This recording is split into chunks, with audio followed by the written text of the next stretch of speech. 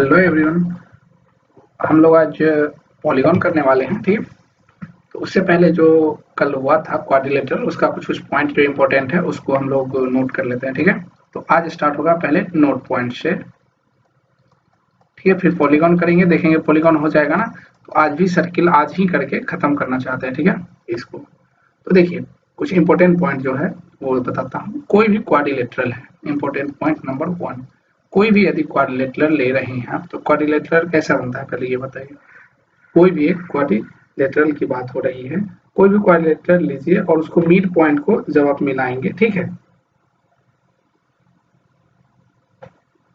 मान लीजिए कि देखिए, चाहे एक रेक्टेंगल आप लीजिए पहले, ठीक है। पहले रेक्टेंगल लेते हैं फिर आपको समझ में आएगा। देखिए एक रेक्टेंगल ऐसा ही होता है कुछ, ठीक है। एक रेक्टेंगल ये हो गया। अब देखिए इसको यदि मिड पॉइंट को आप मिलाएंगे, मिड पॉइंट जो भी है, मिड पॉइंट जो भी मिलाएंगे ना, तो यहां से एक अलग सा एक देखिए बनेगा, एक और क्वाड्रिलेटरल बनेगा। इसका कुछ नाम होगा, उसको हम दिखाना बस चाहते। देखिए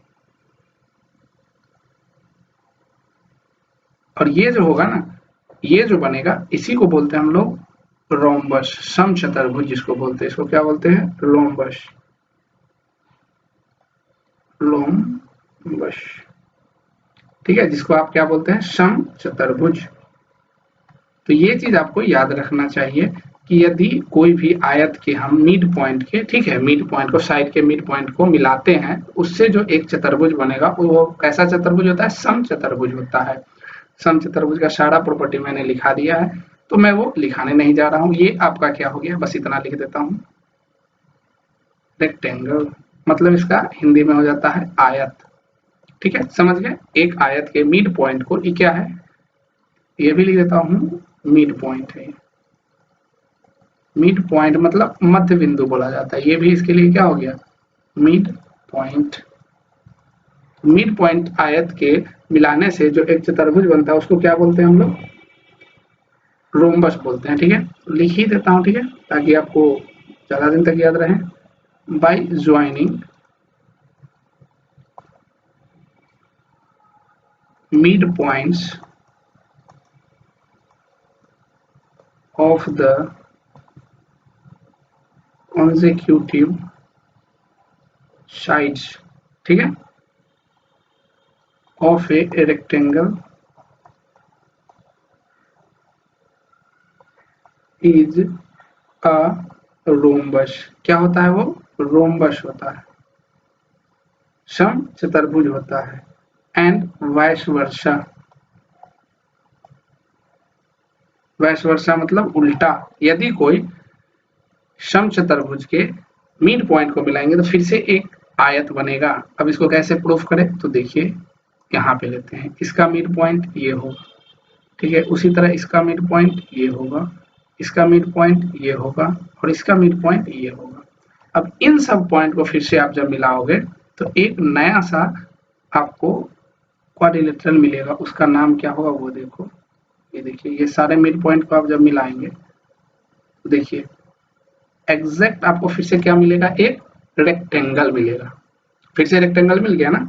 ये क्या हो गया आपका? एक फिर से रेक्टेंगल,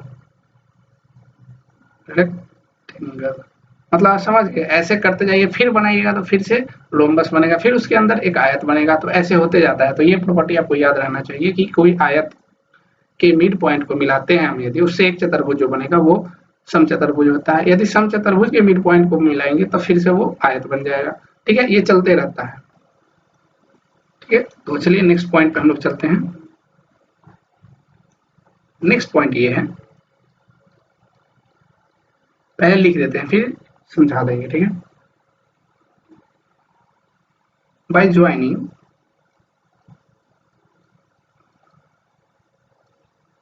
द मिड पॉइंट्स, ठीक है, mid points of the pairs, ठीक है, मतलब जोड़ा जो होता है, ऑफ कंसेक्यूटिव, कंसेक्यूटिव, ठीक है, sides of a quadrilateral, quadrilateral, ठीक है, क्वाड्रिलेटरल इज अ पैरेललोग्राम।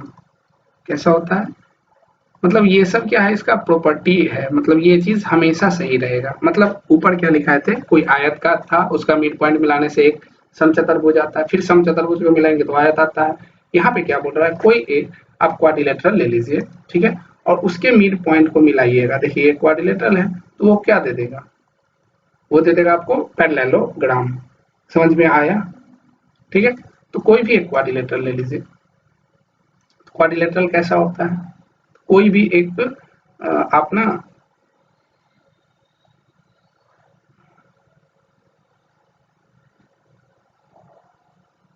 ठीक है, मान लेते हैं ऐसा है क्वाड्रिलेटरल आपका, ठीक से बना लेते हैं।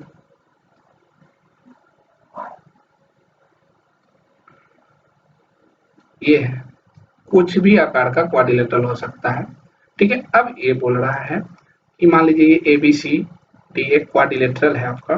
क्या है ये, क्वाड्रिलेटरल, क्वाड्रिलेटरल मतलब चतुर्भुज जो होता है उसकी बात हो रही है, ठीक है।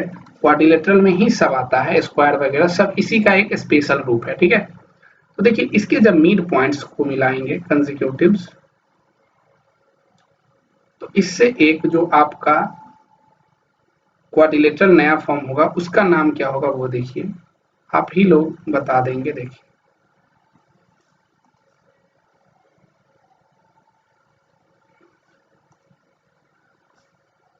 यहां से इसको मिलाइए, फिर ये नहीं हुआ,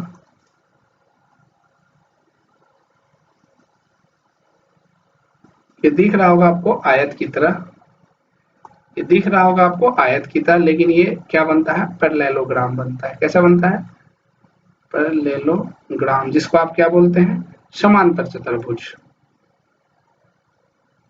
समांतर और चतुर्भुज का साइन, ठीक है। ये तो चतुर्भुज ही है, समझ गए, ये चीज क्लियर हो गया आपको, ठीक है। चलिए अब नेक्स्ट पॉइंट की बात करते हैं हम लोग।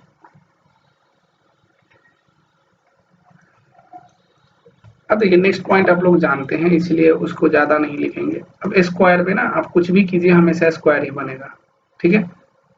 जैसे देखिए इसको लिखते नहीं है डायरेक्ट, यहाँ पे समझा रहे थे, एक स्क्वायर ले लिया देखिए, ठीक है, ये एक स्क्वायर हो गया आपका। अब इसका मिड पॉइंट को मिलाएंगे ना, तो जो नया एक जो क्वाड्रिलेटरल बनेगा वो भी क्या होगा, स्क्वायर ही होगा। मतलब स्क्वायर में कोई चेंज नहीं होता है, हमेशा स्क्वायर ही आता है। तो ये क्वेश्चन पूछ दे यदि कि ऐसा स्क्वायर बताओ जिसके मिड पॉइंट को मिलाने से कोई चेंज नहीं आता है, मतलब हमेशा वही जो बना हुआ है क्वाड्रिलेटरल सेम अपने आप को दोहराता है। तो ये यदि वर्ग है, ये यदि स्क्वायर है, वर्ग जिसको बोलते हैं हम, तो इसके यदि मिड पॉइंट से मिला के एक चतुर्भुज बनाए हैं, वो भी जो होगा स्क्वायर ही कहलाएगा, ठीक है। इसके भी मिड पॉइंट मिलाएंगे तो हमेशा क्या बनते जाएगा, वर्ग। वर्ग इसके अंदर भी यदि आप मिड पॉइंट्स को मिलाएं तो यहाँ भी जब देखेंगे ना तो एक स्क्वायर ही बन जाएगा। क्या बनेगा, square.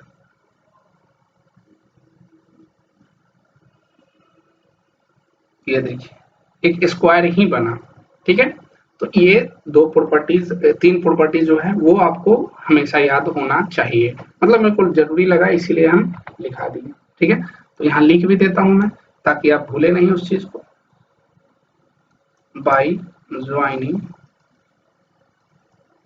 Mid point of A square, ठीक है, स्क्वायर के मिड पॉइंट से, ठीक है, मिड पॉइंट ऑफ साइड्स, एक मिनट थोड़ा सा अच्छे से लिखते हैं, mid point of the sides of A square, ठीक है। स्क्वायर के मिड पॉइंट से जब मिलाएंगे तो क्या होगा, इज अ स्क्वायर ही आएगा वो, ठीक है, एक वर्ग ही आएगा। बस इतना याद रखना है, ठीक है। चलिए अब इतना हो गया। अब देखिए एक दो पॉइंट छोटा छोटा और डिस्कस कर लेते हैं। जैसे कि देखिए दो पैरेलल लाइन ले रहे हैं, ठीक है। एक देखिए ये लाइन है पैरेलल, ठीक है, और दूसरा ये लाइन पैरेलल है। अब यहीं पे कुछ कुछ पॉइंट हम समझाने वाले हैं, उसको याद रखें। देखिए, यदि मान लीजिए कि ठीक है, यहाँ से यहाँ तक हम एक बेस का पार्ट ले लिए, ठीक है, इसी का पार्ट हम ले लिए, ठीक है, बेस सेम है। अब यहाँ ना ये दोनों लाइन के बीच की बात हो रही है, ठीक है। यहाँ अब आप यदि सेम बेस, बेस मतलब ये लंबाई जो है यहाँ से यहाँ तक, ये यदि सेम हो, फिक्स हो, क्या है, फिक्स्ड है, तब अब यहाँ पे ना आप त्रिभुज चाहे जैसा भी बना ले उसका एरिया सेम आएगा।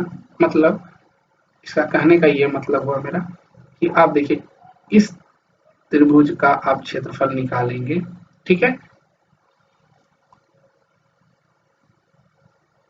इस त्रिभुज का क्षेत्रफल निकालेंगे या आप इस त्रिभुज का क्षेत्रफल निकालेंगे, आएगा हमेशा क्या, सेम ही आएगा, सेम ही आएगा, ठीक है। दोनों का बेस सेम है, मतलब जो एरिया जो होगा, ए बी मान लीजिए सी है, ये डी है, तो ए बी सी का एरिया जो बराबर होगा ए सी डी के एरिया के बराबर, ए डी बी के एरिया के बराबर होगा। मतलब यदि दो समांतर लाइन के बीच में, मतलब पैरेलल लाइन के बीच में यदि समान बेस पे कोई भी ट्रायंगल खींचा जाए, अब कोई भी ट्रायंगल खींच लीजिए, उसका एरिया हमेशा क्या होगा, समान होगा, ठीक है। चलिए, तो हम डायरेक्ट यहाँ पे लिख देते हैं, यहाँ पे देखिए शॉर्ट में बात कर रहे हैं, area of triangle A B C बराबर हो जाएगा आपका area of triangle A D B, ठीक है। और भी कुछ आपको खींचना है ना, वो भी सेम ही आएगा, ठीक है, सिमिलरली। अब देखिए नेक्स्ट बात करते हैं,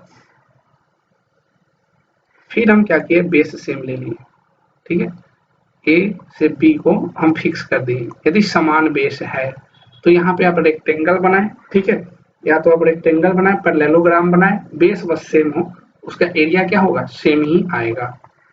मतलब समझे, या तो आप एक रेक्टेंगल बना दें, एक मिनट, एक रेक्टेंगल बना लीजिए, ठीक है, एक रेक्टेंगल बना लीजिए, इसको थोड़ा सा सही कर लेते हैं,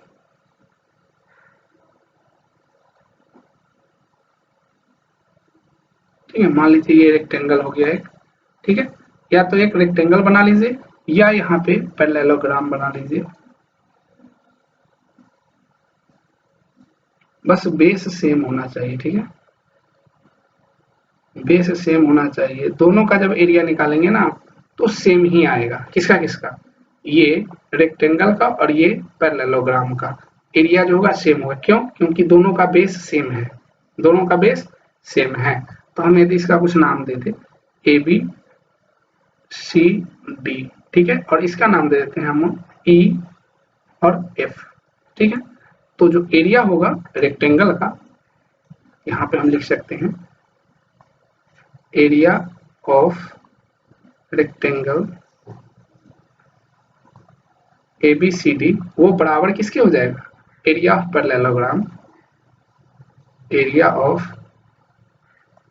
पैरेललोग्राम, थोड़ा सा इधर कर लेते हैं, ग्राम ए बी ई एफ, समझ में आया। तो ये दो प्रॉपर्टी और आपको याद रखना है। तो टोटल 5 प्रॉपर्टी जो बताए हैं बहुत ज्यादा यूज होता है, इसीलिए मैं आपको बता दिया। अब चलिए पॉलीगॉन की बात करते हैं हम लोग, ठीक है। चलिए स्टार्ट करते हैं, नया जो टॉपिक आज का था पॉलीगॉन। पॉलीगॉन का मतलब क्या होता है, बहुभुज जिसमें बहुत सारा भुजाएं हों, बहुभुज, ठीक है। अब देखिए पॉलीगॉन का उदाहरण, मतलब ये नहीं कि अब इसका हम डिफिनेशन लिखाएंगे, ठीक, शॉर्ट में मानिए, शॉर्ट में एकदम पॉइंट टू पॉइंट बात करेंगे, ठीक है, ठीक है। A figure, any figure contains, मतलब जो बाउंडेड लिखते हैं, कंटेन्स, अच्छा, बाउंडेड बाय 3, एक मिनट, 3 लिखा है, 3 लिखा, THRE 3, ठीक है, और मोर मतलब 3 या 3 से ज्यादा, 3 और मोर, ठीक है, लाइंस, सेगमेंट, सेगमेंट के बारे में वगैरह हम बता चुके हैं फर्स्ट क्लास में, ठीक है। एनी फिगर, कोई भी फिगर ना 3 या 3 से ज्यादा लाइन से मिलके बना हो एरिया, उसको बोलते हैं। जैसे कि पॉलीगॉन में सबसे पहला क्या आ गया, ट्रायंगल, उसके बाद क्या आ गया, क्वाड्रिलेटरल, ठीक है, उसके बाद क्या आ गया, पेंटागन, हेक्सागोन, जो भी है लिखने, ये सब क्या है, पॉलीगॉन में आते हैं। ठीक है, अब देखिए इसकी नेक्स्ट पॉइंट पे बात करते हैं। देखिए एक पॉलीगॉन को रेगुलर पॉलीगॉन कब बोला जाएगा, ठीक है, तो रेगुलर पॉलीगॉन आता है इसीलिए हम बोल देते हैं। ठीक है, a polygon in which all sides are equal, ठीक है, is known as regular polygon. क्या बोला जाता है उसको, रेगुलर पॉलीगॉन। इसको हिंदी में बोलते हैं नियमित या सामान्य नियमित बहुभुज। तो ये बहुत सारा मतलब बहुत बार आता है, ठीक है, क्वेश्चन कि रेगुलर पॉलीगॉन दे देगा, तो आपको इसका मानना मतलब है कि जितना भी उसमें साइड है ना, सबका जो लेंथ है वो समान है। ठीक है, जैसे कि यहाँ पे हम यदि ट्रायंगल ले लेंगे तो इसका यदि साइड ए है तो ये भी ए होगा, ये भी ए होगा। ठीक है, यहाँ पे वर्ग बनाना होगा, फिर आयत नहीं होगा, ये दिस दिस दिस, ठीक है, ऐसे ही रहेगा। Got it. चलिए, तो इसका एक और पॉइंट पे बात कर लेते हैं। ठीक है, अब ये जो रेगुलर पॉलीगॉन होता है जनरली कहाँ पे इंस्क्राइब किया जाता है, सर्किल के अंदर। वही पॉइंट को लिख देते हैं। ठीक है, ए रेगुलर पॉलीगॉन, ठीक है, कैन बी इंस्क्राइब, मतलब खींचा जा सकता है। ठीक है, can be inscribed in a circle, एक सर्किल के अंदर। क्या हो सकता है, वृत्त। सर्किल मतलब क्या होता है, वृत्त के अंदर खींचा जा सकता है। ठीक है, रेगुलर पॉलीगॉन। जैसे कि एक कोई भी आप ये सर्किल ले लीजिए, ठीक है, सर्किल जैसा लग नहीं रहा है, ठीक है, तो हम क्या करेंगे, इसको बनाएंगे सर्किल। ठीक है, अब देखिए सर्किल मान लीजिए हो गया। अब इसमें आप या तो एक समबाहु त्रिभुज खींच दीजिए। ठीक है, ये क्या हो गया, समबाहु त्रिभुज, समबाहु त्रिभुज हो गया। ठीक है, सर्किल के अंदर खींचे, या सर्किल के अंदर एक कोई भी क्वाड्रिलेटरल खींचे। ठीक है, तो ये बना नहीं, इसको बनाते हैं।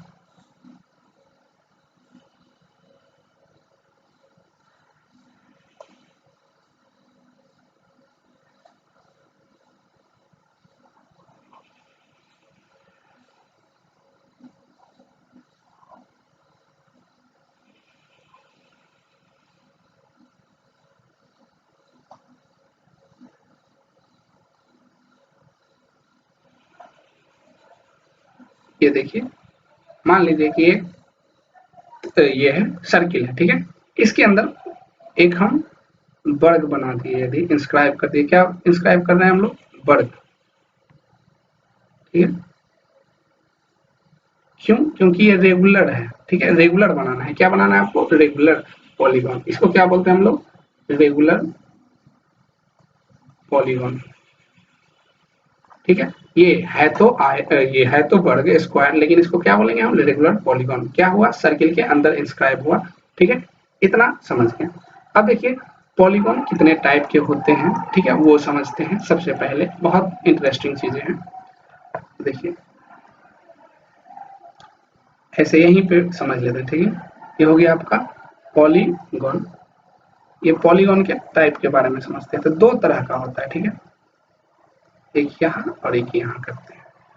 एक होता है कॉन्वेक्स पॉलीगॉन, ठीक है, और दूसरा होता है कॉनकेव। क्या होता है, कॉनकेव पॉलीगॉन। अब ये क्या होता है उसको समझें। ठीक है, कॉन्वेक्स मतलब उत्तल, कॉनकेव मतलब अवतल। जो उत्तल अवतल दर्पण जो पढ़ते हैं, बस बस वही है, उत्तल बहुभुज। और ये हो गया आपका अवतल बहुभुज। देखिए इससे तो कोई स्पष्ट नहीं होगा, बस आपको जो की पॉइंट है, 2-3 की पॉइंट है, इसमें से आपको जो दोनों में मतलब अलग अलग डिफ्रेंशिएट करके बताएगा। ठीक है, तो देखिए सबसे पहला जो की पॉइंट होता है वो लिखते हैं। ठीक है, जो की पॉइंट होता है ऑल इंटीरियर। ठीक है, इंटीरियर मतलब अंतः, ठीक है, एंगल, ठीक है, आर लेस देन 180 डिग्री। बस इतना याद रखना है। इसमें क्या है कि ऑल इंटीरियर एंगल मतलब हम पहले भी बता चुके हैं, इसका मीनिंग होता है इंटीरियर एंगल मतलब अंतः कोण। क्या? अंतः कोण। सभी अंतः कोण है वो 180 डिग्री से छोटा होना चाहिए। सबसे पहला डिफरेंशिएटिंग पॉइंट है, इसमें होना चाहिए एटलीस्ट, एट लीस्ट, ठीक है, 1 इंटीरियर एंगल। ठीक है, ग्रेटर देन कितना होना चाहिए? इज ग्रेटर या मोर देन 180 डिग्री। बस ये सबसे बड़ा डिफरेंशिएटिंग पॉइंट है किसके किसके बीच में, कि वह कन्वेक्स है या कनकेव पॉलीगन है। जो आप मोस्ट ऑफ द टाइम जो पढ़ते हैं वो कन्वेक्स पॉलीगन पढ़ते हैं। अब देखिए इसका फिगर की बात करते हैं। देखिए और भी बहुत सारा पॉइंट है डिफरेंशिएटिंग, लेकिन पहले हम फिगर की बात करते हैं। जैसे आप क्या किए, एक त्रिभुज खींचे।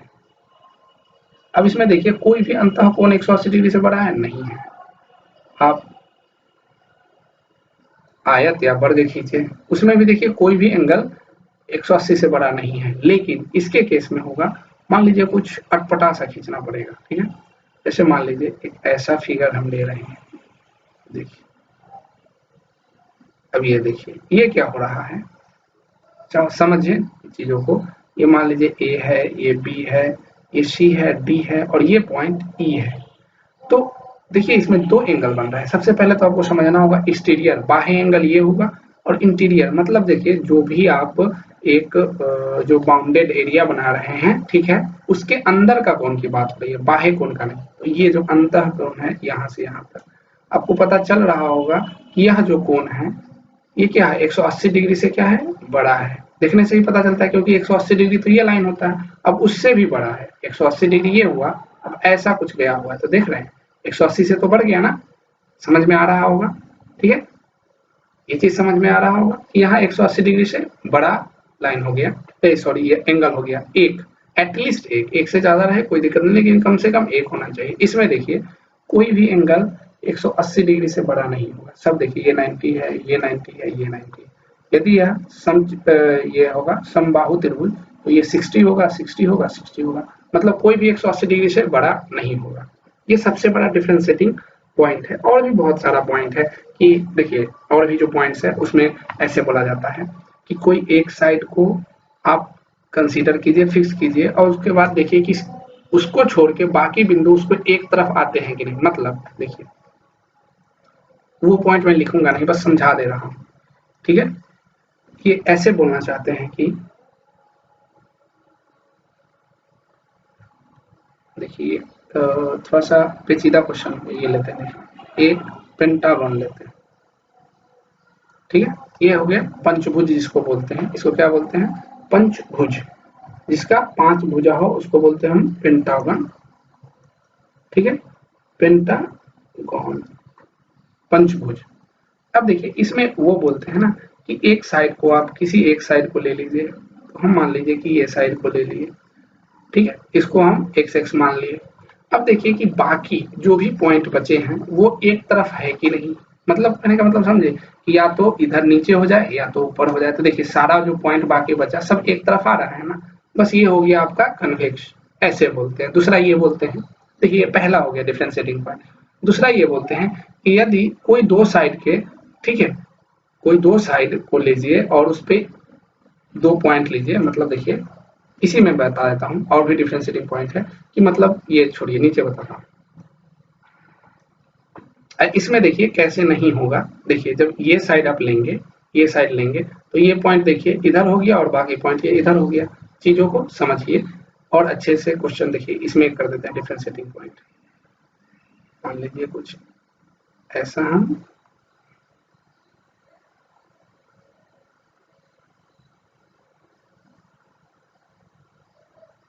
ठीक है, ऐसा हम एक फिगर बना दिए। ठीक है, कोई एक फिगर कुछ भी हो सकता है ना, ये भी एक पॉलीगॉन है। ठीक है, क्योंकि इसमें बहुत सारा भुजा है, जितना भुजा है। अब कोई एक साइड को ले लीजिए। ठीक है, अब ये नहीं बोलिएगा कि हम ये साइड को ले रहे हैं तो एक तरफ आ रहा है। देखिए सब साइड के लिए वैलिड होना चाहिए। ठीक है, मान लीजिए ऐसा साइड ही आप लीजिए जो इस चीज को फॉलो ही ना करे। अब ये साइड लीजिएगा तो इसके तरफ है, तो ऐसे नहीं बोलेंगे। क्योंकि हम यदि इस साइड को ले लेते हैं, यदि इसको एक्स एक्स मानते हैं, तो आप देखिए आपका रूल फॉलो नहीं कर रहा है। कुछ पॉइंट इधर है, ठीक है, कुछ पॉइंट इधर है ना। मतलब लाइन के एक ही तरफ यदि पॉइंट होता तो वह कन्वेक्स पॉलीगन कहलाता। ठीक है, लेकिन यह लाइन के दोनों तरफ पॉइंट है, इसीलिए यह ठीक है क्या हो गया, मतलब कॉनकेव पॉलीगन हो गया। ठीक है, अब ये सबके लिए वैलिड होना चाहिए। इसमें देखिए कोई भी लाइन ले लीजिएगा तो ये चीज वैलिड है। इसमें आप ये लाइन लेते तो ये वैलिड नहीं हो रहा था, लेकिन ये लाइन लीजिए देखिए तो हो गया ना वैलिड, ये मतलब दोनों तरफ आ रहा है। ये लाइन लीजिएगा तो दोनों तरफ आ रहा है। मतलब समझ रहे हैं कि हर पॉइंट के लिए वो वैलिड, हर साइड के लिए वैलिड होना चाहिए, पॉइंट नहीं, हर साइड जो हर एक भुजा है ना उसके लिए। हो गया, दो डिफरेंशिएटिंग पॉइंट बता दिया मैंने। ठीक है, इसको मैं नहीं लिखूंगा, आपको बता दिया मैं कि कोई एक साइड ले लीजिए। ठीक है, उसको आप फिक्स कर लीजिए। आप देखिए कि एक तरफ सारे पॉइंट है या नहीं, नहीं है तो ठीक है वो होगा अवतल। यदि है एक तरफ पॉइंट तो वो होगा, सॉरी वो हो गया, हाँ ठीक है उत्तल। ये हो गया उत्तल, मतलब ये हो गया आपका कॉन्वेक्स पॉलीगन और ये हो गया आपका कॉनकेव पॉलीगन। पॉलीगन और एक डिफरेंशिएटिंग पॉइंट बता देता हूँ। ठीक है, देखिए बताने का बहुत सारा चीज है, लेकिन लिखाऊंगा नहीं, बस बता रहा हूँ क्योंकि समझना जरूरी है। अब देखिए एक और थोड़ा सा जटिल फिगर लेते हैं। शायद आप इस फिगर को जानते होंगे। ठीक है, हेक्सागन होता है, इसको नाम बोलते हैं। ठीक है, और यहाँ पे हम कुछ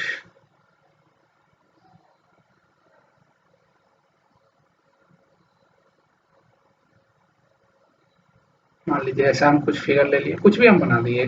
ठीक है, अब देखिए इसमें एक और जो डिफरेंशिएटिंग पॉइंट होता है, बोलता है कि कोई भी आप दो साइड को सेलेक्ट कीजिए। तो हम ये साइड और ये साइड सेलेक्ट कर रहे हैं, कोई भी दो साइड, जरूरी नहीं कि सामने वाला, हम ये और ये भी सिलेक्ट कर सकते हैं।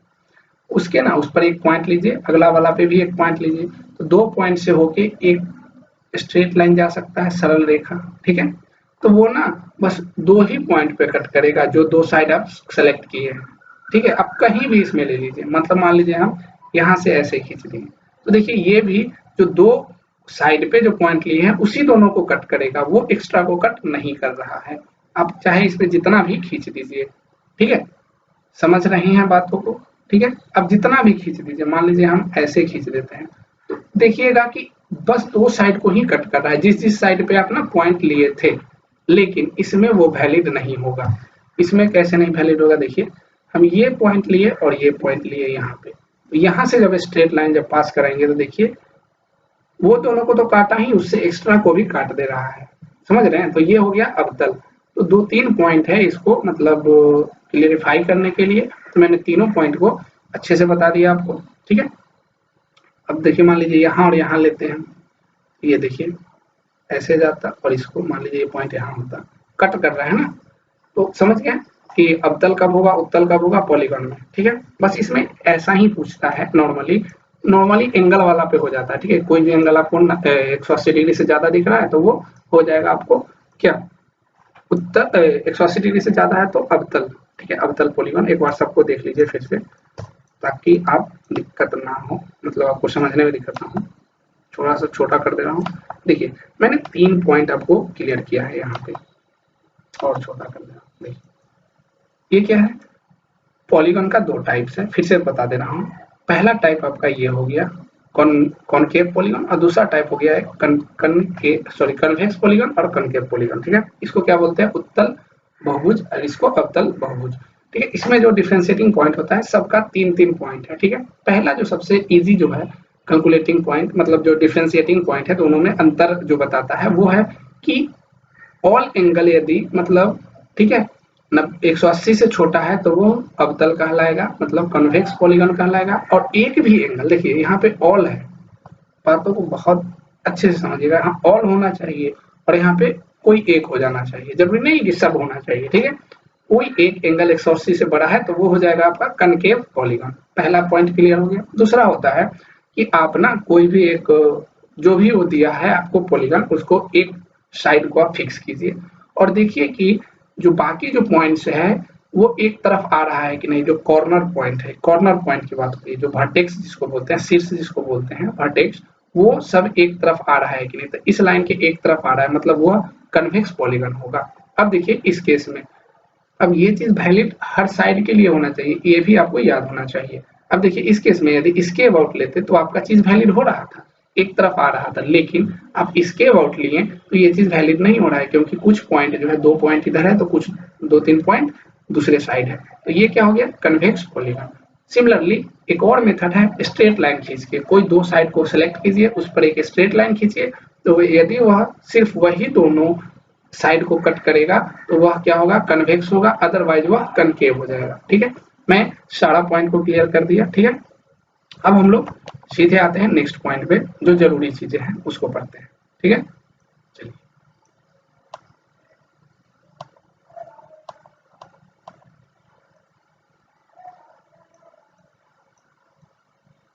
चलिए अब नेक्स्ट पॉइंट पे हम लोग आते हैं। सब इंपॉर्टेंट पॉइंट लिख लेते हैं, ठीक है। नोट इसको बहुत इंपॉर्टेंट मतलब मानिएगा, ठीक है।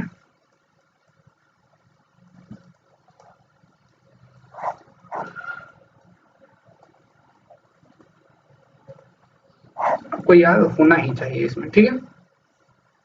अब देखिए तो जनरली जो आपको देते हैं ना वो कन्वेक्स की बात करते हैं, जो आप पढ़ते हैं कन्वेक्स की बात करते हैं। तो पहले हम ना कुछ कुछ फिगर का नाम लिखते हैं, ठीक है।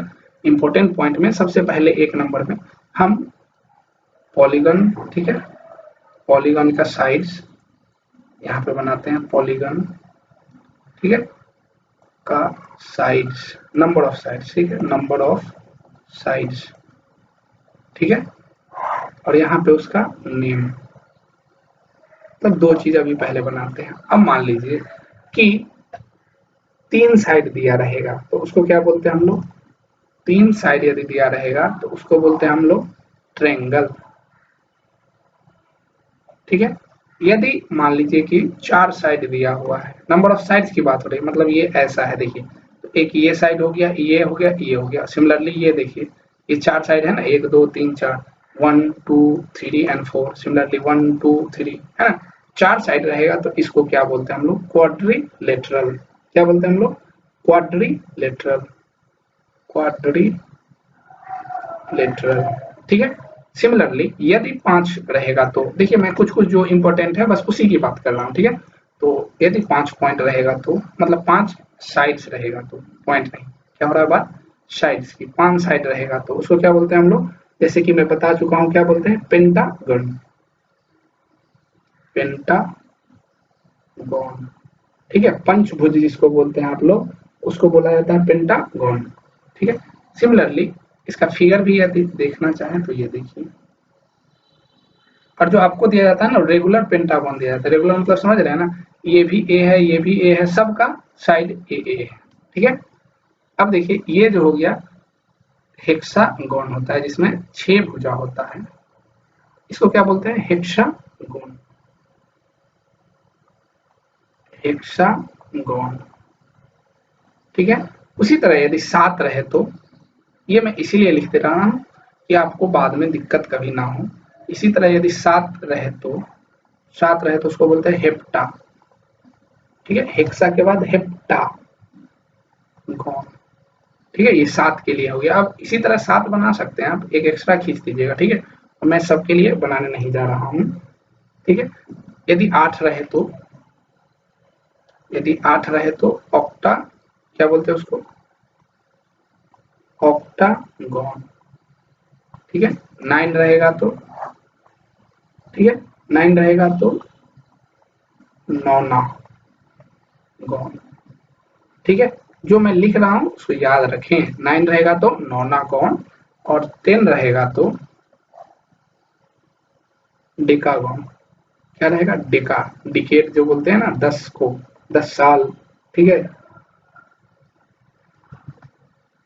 समझ गए, डेकागॉन। तो ये हो गया आपका पहला पॉइंट, ठीक है, जो मैंने सबका नाम लिख दिया हूँ और सिमिलरली उसका फिगर बना दिया। 6 तक ही आपको रखता है, इसको याद करने की जरूरत नहीं, लेकिन ये आपका जो ये शुरू का जो ये 4-5 जो है ये यहाँ से और यहाँ तक, ठीक है, वो आपको याद होना जरूरी है, इसलिए मैं लिख दिया। पहला पॉइंट खत्म।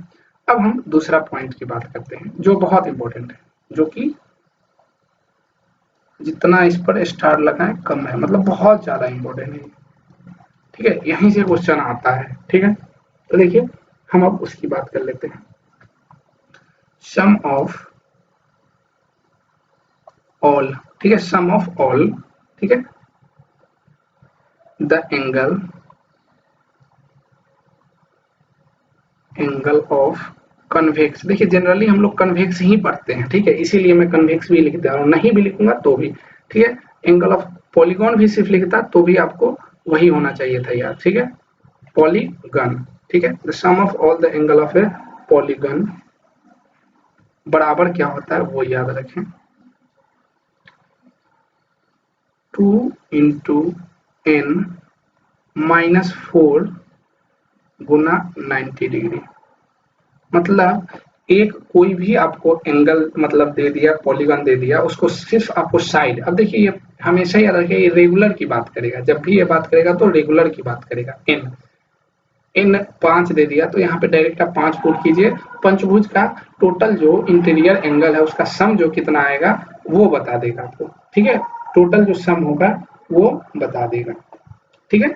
चलिए अब ये पहला हो गया। अब इस पे हम थोड़ा सा उदाहरण देख लेते हैं। मतलब एन साइड है तो क्या 2n-4, देखिए 2n-4 इसको और भी अच्छे से लिख सकते हैं, देखिए n-2 गुना 180 डिग्री, दो यदि कॉमन ले लेंगे तो आपको जो याद रहे उसको रख सकते हैं याद, ठीक है। तो मुझे ये याद रहता है 2n-4 इंटू 90 डिग्री, आपको ये याद रहता है तो आप यही को रख के रखें n-2 इंटू 180 डिग्री, ठीक है। अब इसको देखिए वेरीफाई करते हैं एग्जाम्पल के लिए। यदि आपको एक ट्रेंगल दे दिया गया है, ठीक है, तो n क्या है वो याद रखिए, n है, n जो है n बराबर है नंबर ऑफ साइड्स है, साइड ऑफ पॉलीगन। कोई भी पॉलीगन देगा तो उसका साइड तो देगा, 5 है 50 है कुछ भी देगा ना। तो यहाँ पे देखिए n बराबर अपन कितना है 3 है। तो देखिए त्रिभुज का आपको पता है जो एंगल का सम कितना होता है 180 डिग्री होता है। यदि ABC है एक ट्रायंगल है, कोण A प्लस कोण B प्लस कोण C जो होगा 180 डिग्री आना चाहिए हमारा इस फॉर्मूला से। तो देखिए यहाँ आता है कि नहीं, सम ऑफ एंगल्स, ठीक है, sum of angles of a triangle, ठीक है, ट्रायंगल की बात हो रही है। अब हम ट्रायंगल की बात करते हैं। ऑफ ट्रायंगल बराबर देखिए 2 इंटू एन, एन की जगह पे कितना हो गया ये बताइए, एन की जगह पे 3 हो गया -4, ठीक है, 2n-4 इंटू 90 डिग्री, हमको ये याद रहता है इसलिए हम इससे बना रहे हैं। तो देखिए 6 -4 इंटू 90 डिग्री या 2 इंटू 90 डिग्री या 180 डिग्री। तो आ गया ना, मतलब कोई भी ट्रायंगल में दे देगा कि इंटीरियर एंगल का जो सम है वो कितना होता है, तो डायरेक्ट आप लिख सकते हैं इससे। अब एक और बात कर लेते हैं जो फेमस है पेंटागन का, ठीक है, एक रेगुलर पेंटागन आपको दे देगा और उसका बोलेगा कि इंटीरियर एंगल बता दो, ठीक है। तो देखिए n बराबर कितना हो गया यहाँ पे 5 है, ठीक है। सम ऑफ एंगल्स, एंगल्स मतलब कौन सा एंगल्स, इंटीरियर एंगल की बात हो रही है, ठीक है। मतलब इसके अंदर जो ये देखिए ABCDE है, तो इसके अंदर जो ये एंगल जो बन रहे हैं ना करस्पॉन्डिंग जो भी, उसका सम की बात हो रही है। तो देखिए क्या होता है 2n-4 इंटू 90 डिग्री, तो यहाँ n बराबर 5 है, तो 5 दूना 10 -4 इंटू 90 डिग्री, 6 इंटू 90 डिग्री मतलब 9 छक 54, 540 डिग्री होगा। ये तो हो गया आपका टोटल सम हो गया, गॉट इट। चलिए इतना हो गया क्लियर। अब हम लोग आगे बात कर लेते हैं। अब देखिए इसमें मान लीजिए कि n बराबर, ये नंबर ऑफ साइड्स है ना, नंबर ऑफ साइड्स, ठीक है। अब मान लीजिए कि ये कोई भुजा बड़ा छोटा दे देगा, फिर भी सम हमेशा इतना ही रहेगा, बात को समझे। फिर भी सम क्या रहेगा, इतना ही रहेगा। मैं शायद बोल दिया था रेगुलर, ठीक है।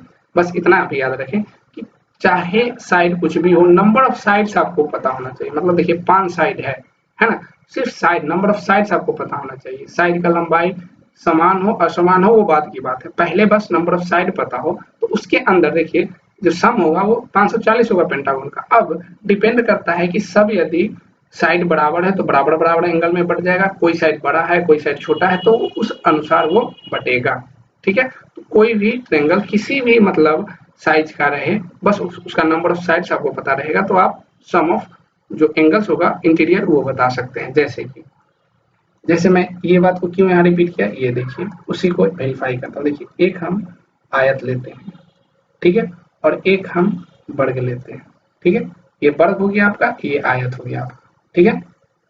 तो ये देखिए इसमें भी n 4 ही है और इसमें भी n 4 ही है, समझ रहे हैं।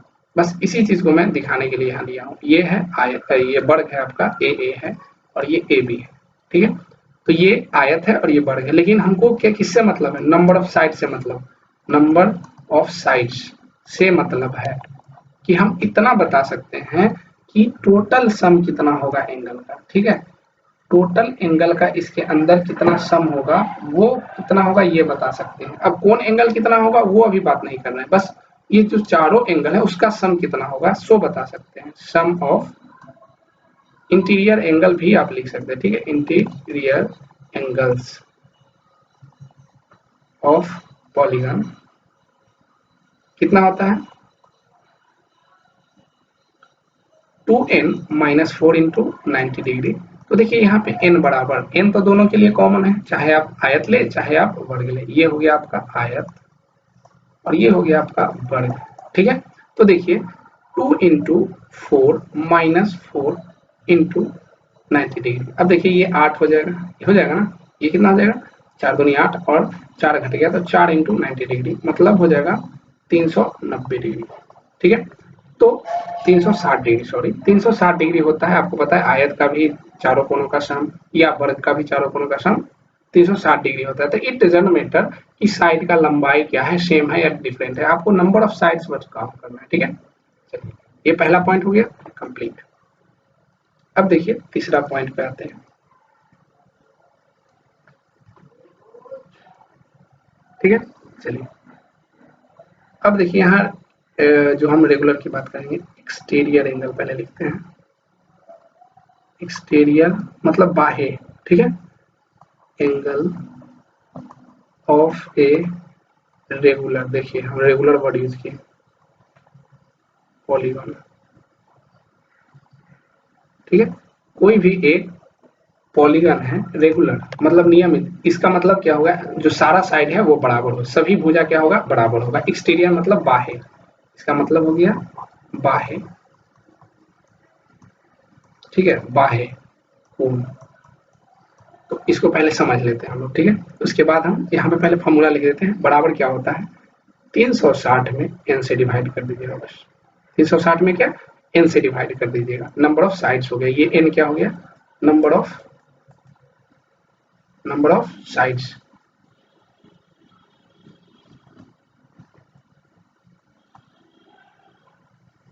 नंबर ऑफ साइड्स, ठीक है।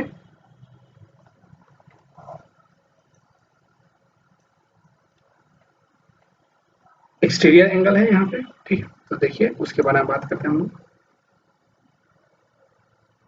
मान लीजिए कि एक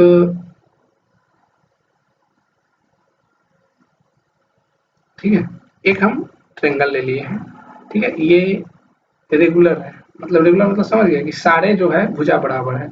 मतलब ये यदि साइड ए है तो ये भी साइड आपका ए होगा और ये भी साइड आपका ए होगा। मतलब ये क्या है, एक तरह से यह एक समबाहु, ठीक है, त्रिभुज है, ठीक है।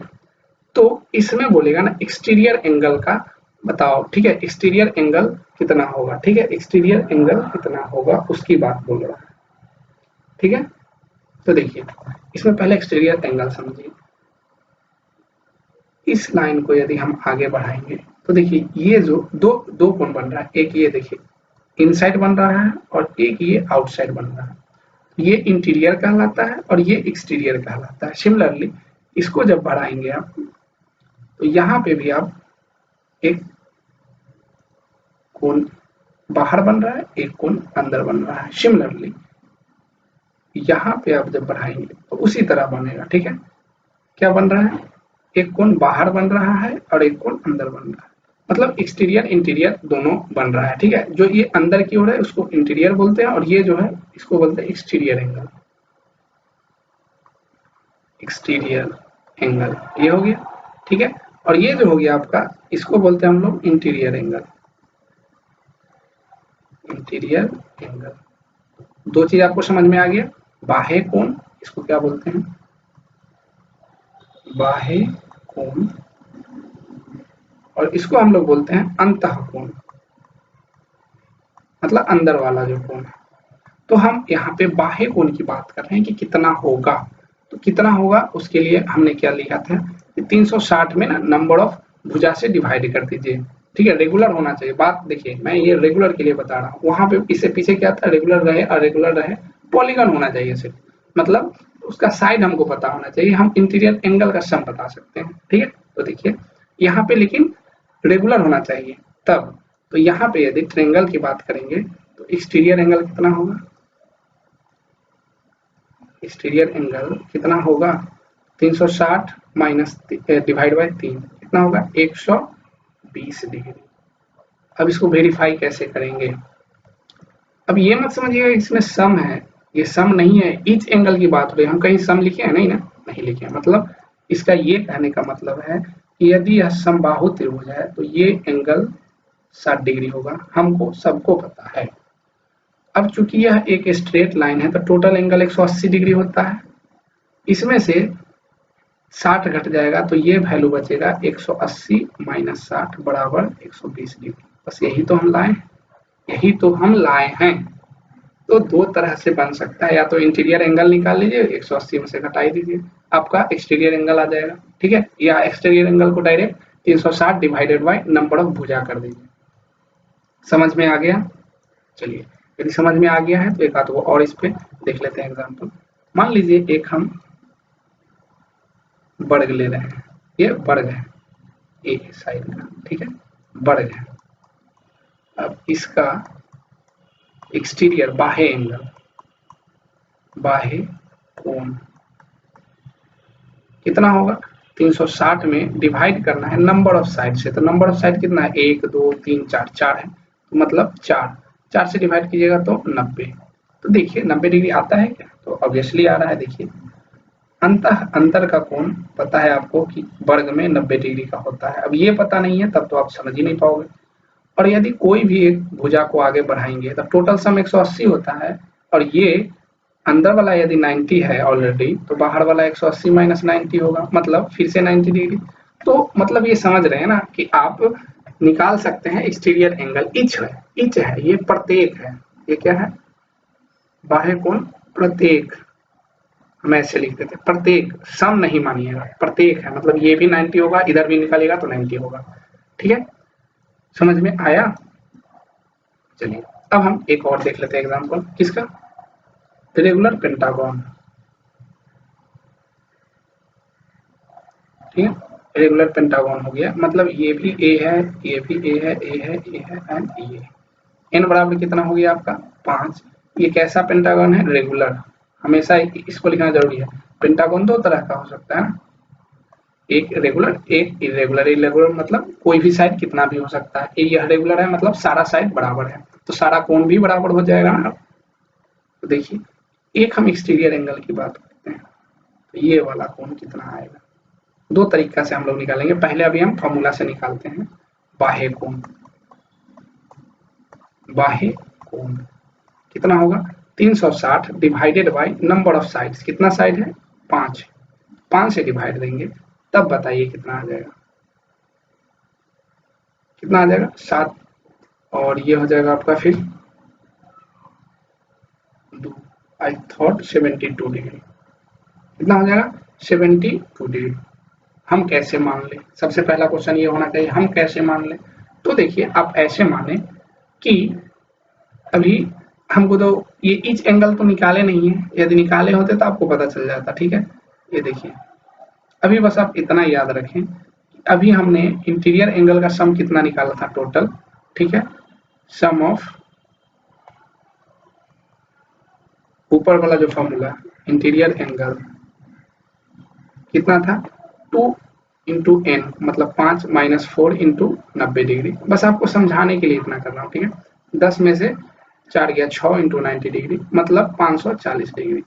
अब चूंकि यहाँ पे क्या है, सारा भुजा बराबर है तो सारा कोण भी बराबर होगा। जैसे त्रिभुज में तीनों भुजा बराबर होता है तो तीनों कोण डायरेक्ट 180 में 3 से डिवाइड कर देते हैं, 60-60 होता है। तो चूंकि प्रत्येक, अब यहाँ पे यदि लिखना हो, प्रत्येक कोण कितना होगा, तो जितना आप लाए हैं सम उसमें n से डिवाइड कर दीजिए। n बराबर 5 है यहाँ, तो जब डिवाइड करेंगे आप तो 108 डिग्री आएगा। कितना आएगा, 108 डिग्री। अब देखिए आपको समझ में आ जाएगा। अब यहाँ से देखिए, अब आप इतना नहीं करना था, आपको क्या करना था, इंटीरियर एंगल निकालना है। आपको एक्सटीरियर एंगल तो पता चल चुका है, ये कितना था 72। इंटीरियर कैसे निकलेंगे, तो 180 में से 72 घटाइए 108 डिग्री, आ गया ना। अब ऐसे निकाले बात बराबर है। सम हमेशा कितना होता है 180 डिग्री, क्योंकि वह एक स्ट्रेट लाइन बनाता है। ठीक है, इतना समझ गए। चलिए अब हम एक और पॉइंट पे बात कर लेते हैं, चर्चा। ठीक है, तो चलिए अब नेक्स्ट पॉइंट है, ये क्या पॉइंट है देख लेते हैं हम लोग। 3 नंबर पॉइंट तक हम लोग आ गए थे, अब चौथा पॉइंट की बात करते हैं। पॉइंट नंबर 4, पॉइंट नंबर 4 की बात करते हैं हम लोग। ठीक है, पॉइंट नंबर 4 में क्या करेंगे, ठीक है, इंटीरियर एंगल बात करेंगे निकालने का, प्रत्येक ईच इंटीरियर एंगल। ठीक है,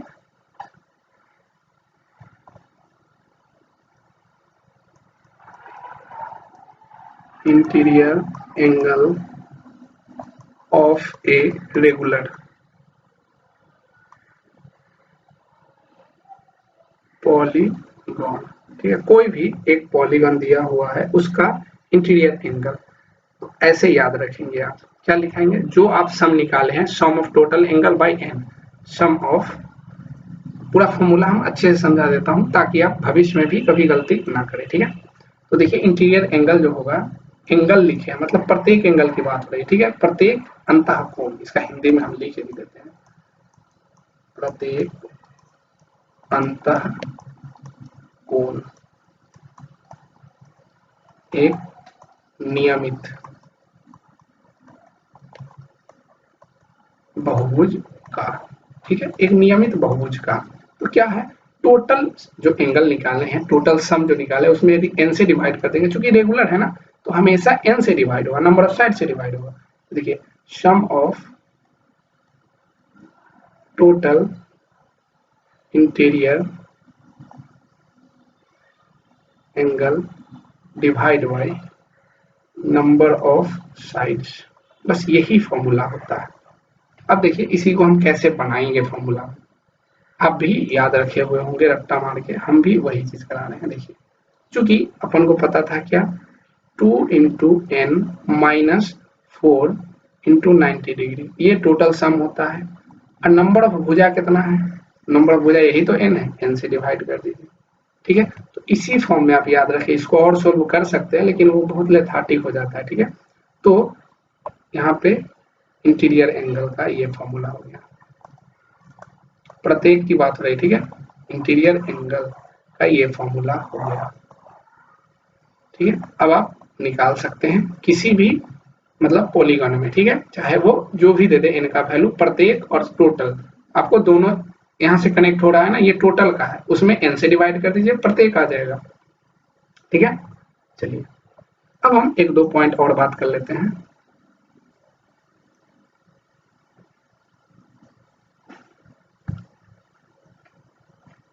अब अगला पॉइंट हम लोग 5 नंबर बात कर लेते हैं, बस आप याद रखेंगे इसको।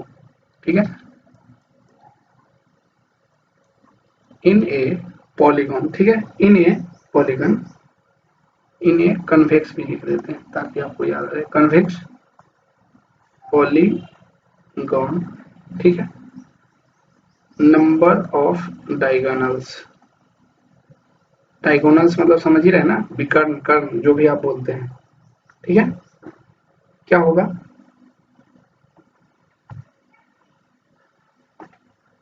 n इंटू एन माइनस 3/2, बस इतना याद रखिए।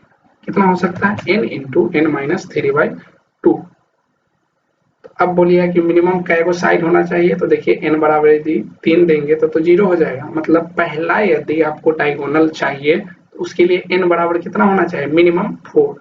तो इसको यदि हम लिख लें, that is for first diagonal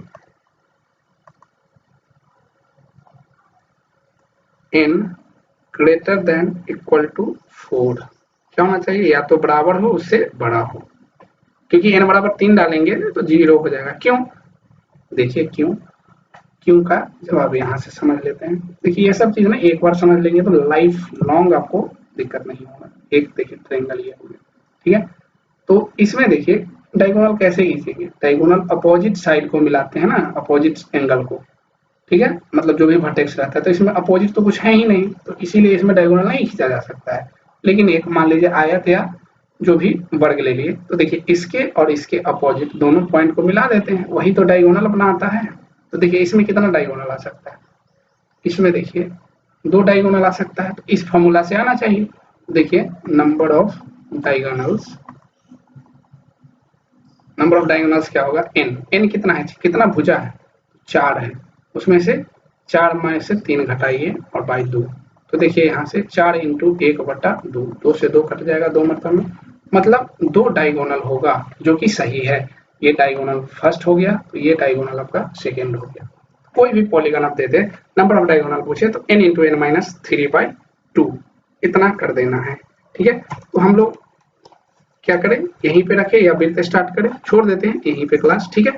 अगला क्लास में वृत्त स्टार्ट करेंगे, मतलब सर्किल के बारे में देखेंगे, उसके बाद हम लोग स्ट्रेट लाइन वगैरह का इक्वेशन जानेंगे, ठीक है। अभी तो ये प्रॉपर्टी चल रही थी, ठीक है। तो चलिए क्लास को यहीं पे विराम देते हैं, मतलब ठीक है। अच्छे से इसको पढ़े और कोई भी डाउट हो तो आप कमेंट में लिखें, हो सकता है कुछ मिस्टेक कभी कभी लिखा जाता है, तो उसके लिए आप लोग बिल्कुल बेफिक्र रहें, ठीक है, ठीक कर दिया जाएगा आगे। चलिए bye bye and thank you.